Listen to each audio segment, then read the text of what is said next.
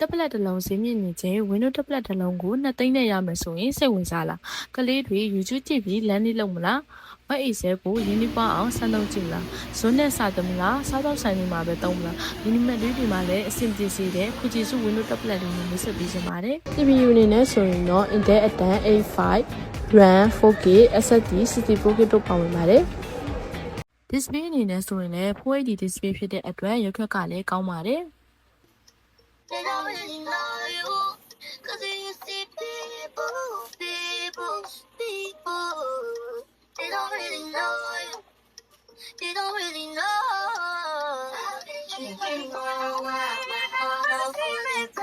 ဒီ Windows tablet လေးရဆိုရင်တော့ Zoom meeting တုံးပြနေရတဲ့သူတွေ online learning လုပ်နေရတဲ့သူတွေအတွက်လည်းအဆင်ပြေစေပါတယ်။ပေါ့အနေနဲ့ဆိုရင်လည်း Jazz port, RGBus port, USB port, Type C port, Charger port တို့ပါဝင်ပါတယ်။